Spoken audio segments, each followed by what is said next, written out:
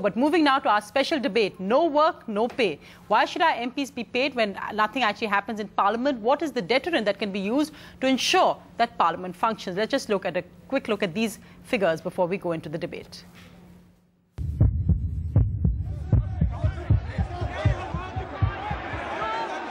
Please take your seats. Don't come into the well. What is it? What is happening? Please resume your places. Nothing will go in record.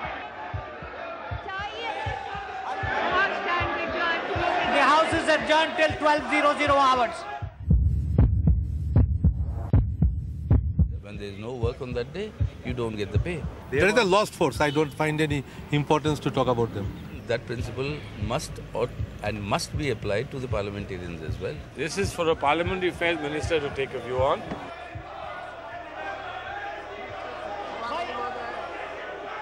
No banners, please. Well, the left often an isolated voice, and there again, Sitaram Yechury making the point, he's also asked that there should be minimum 100 days limit for Parliament to function in the year. It doesn't even happen that much this time. But joining me on the special debate, I'm joined now by Yashodhara Scindia, BJP MP. I'm also joined by Mr. Madhavan. He's the head of the PRS research. He's been looking into how much money is actually being spent in those debates. And Shashi Tharoor, again MP from the Congress, joins me. I spoke to him earlier today. Thank you all very much for joining me. Yashodhara Scindia, I'll go to you first because we heard the Law Minister in detail talk about why he feels the opposition is being obdurate and that they owe an explanation to the people on why they won't debate rather than disrupt. What's your take on that as a BJP MP? I don't know whether I should be saying this, but it's been many sessions since this has been happening. Why wasn't this FDI in retail either done after the session was over or much before the session? Is it because you didn't want us to debate other issues?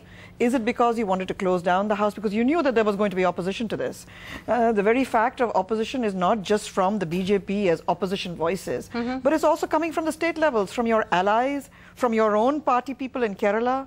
Everybody is up in arms in this. So a huge decision like this, for or not for, should have been taken with maybe some debate or some relationship with the chief ministers of every state.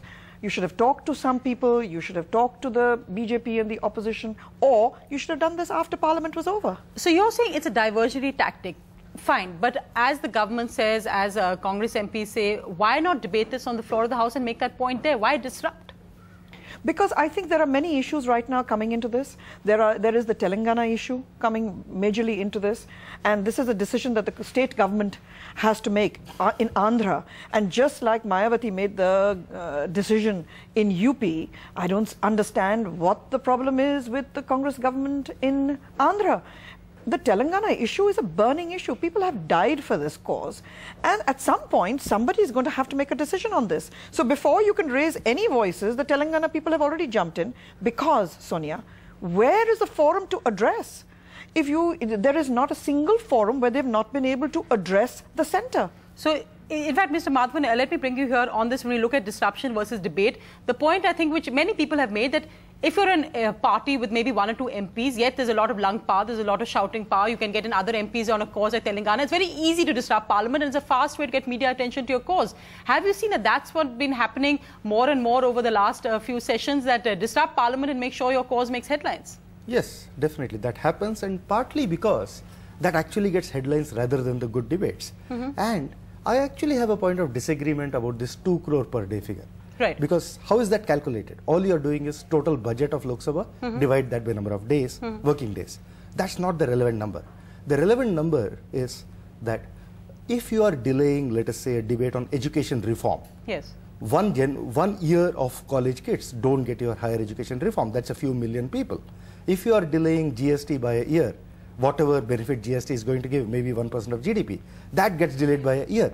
If some infrastructure is not happening, if land acquisition is not getting settled, you're having strife for more time, you're not getting your industrialization on, those costs are way, way higher than rupees 2 crore per day. No, that's an excellent point, because we've seen so many, over 53 bills going to be pending, and this is already a backlog from the last monsoon session. So it is not the 2 crore per day. 2 crore per day is a measly amount, actually. It's a drop in the ocean when you look at the larger cost. I spoke to Shashi Tharoor earlier in the day and asked him really about this whole no work, no pay, because of course Shashi, besides being a Congress MP, is also a first-time MP, and his thoughts on no work, no pay, and whether that's a possible option we're looking at. I'll just discuss it with Yashodhara as well. Shashi Tharoor, should MPs be penalised? Should no work, no pay be a viable alternative to get people to actually work? Well, look, I'm so disappointed by what I've seen in Indian politics. I came here a couple of years ago. I was so excited and honoured to be a member of this parliament, where so many famous debaters and statesmen had declaimed their oratory for 6 decades. And what I've seen over the last couple of years is shouting, disruptions, entire sessions being lost, one last year. I can't understand it. In fact, when we come in as new MPs, we're actually given guidance. We're told that you cannot march into the well of the House, you cannot shout slogans, you cannot wave placards, you cannot speak out of turn. All of these things are very clearly spelled out. And yet every one of those seems to be violated with impunity today.